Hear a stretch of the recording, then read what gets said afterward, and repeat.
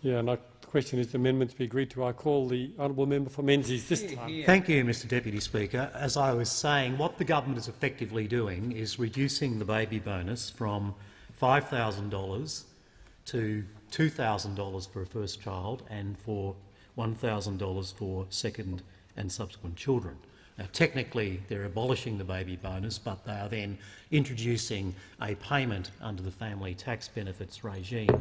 So effectively, the net result is a reduction from $5,000 to $2,000 for the first child and from $5,000 to $1,000 for second and subsequent children. In addition to that, the threshold at which the baby bonus cuts out is being reduced under this legislation. Now, this is part of what has been a long-term attack on the baby bonus by the Labor government. In the MyEFO, the statement, which was the bill which is now being amended, the baby bonus was being reduced from $5,000 to $3,000. And before that, we had measures taken by this government to cut the indexation of the baby bonus. So this is consistent with the attitude of the government towards the baby bonus. So why, in the space of a month or so, have they decided, Mr Deputy Speaker, to reduce it not just to $3,000 but now to $2,000 and $1,000 for the first and then second and subsequent children? Well, the reality is this is about saving money for the government, because the savings under this measure add up to about $1.3 billion over the forward estimates. In other words, this government is taking $1.3 billion from Australian families who would have otherwise qualified for the baby bonus. This should more fairly be called the Labor debt baby bonus reduction bill rather than what it's called in this legislation before the parliament. I'll just go back to why the coalition introduced the baby bonus in the first place. There's a lot of talk these days about welfare and middle-class welfare, but the reality was that this measure was introduced as a result of the first intergenerational report, which said that this country needed to do three things in order to ensure its future prosperity. It needed to ensure that the population continued to grow.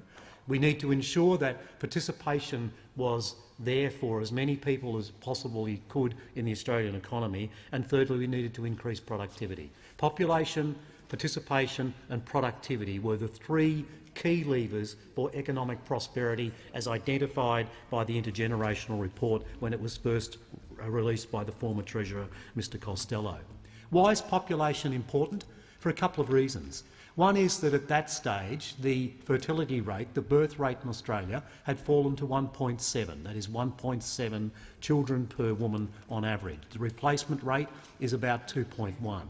And what analysis around the world and research around the world shows is that when a country's population rate falls to about 1.5 and less, it becomes virtually impossible to lift it again. Why is that important? It's not important just for any social private good that comes from having children. It's actually good for future economic prosperity of a nation, because about a quarter of economic growth has been shown not just in Australia but historically across the world. About 1/4 of economic growth comes from population growth itself. So a country like Australia, which allows its population not to grow, that allows its fertility rate to drop, is therefore in danger, just by that measure alone, of actually reducing its economic growth. So this is not just a measure, as it's sometimes portrayed as somehow about welfare. This was a measure put in place to actually ensure that the fertility rate increased, and as a result of this measure, according to experts such as Peter MacDonald, the demographer at the Australian National University, that was the main reason why the population birth rate jumped from 1.7 to 1.9. So it did have a positive impact. And that's what this government, in its short-termism, in terms of now having to deal with the debt, is actually putting in jeopardy. It's putting in jeopardy aspects of economic growth in Australia. Now, this measure, Mr Deputy Speaker, is going to most impact upon single-income families.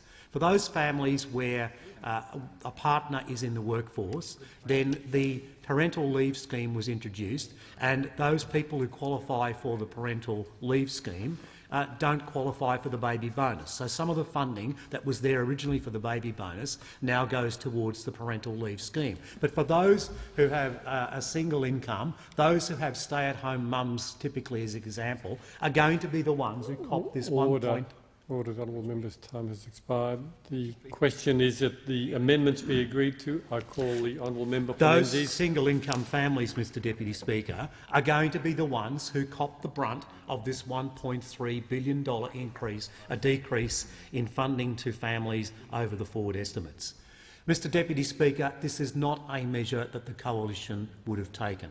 The Coalition put in place the baby bonus for the very real economic and other reasons which I've briefly outlined in this contribution this evening. We would not have done that, yet we now find ourselves in a very difficult situation. Since this legislation was introduced, we find that we've got yet another major deficit from the government. We have yet more increase in the Commonwealth debt, and therefore we have to take a responsible position in relation to these matters. That's why we reluctantly accept these measures. That's why we're not opposing them, not because this is what we would have done had we been in government and had better control over the management of the finances of the Commonwealth of Australia, but because of the very difficult economic situation that this government leaves this country in at this particular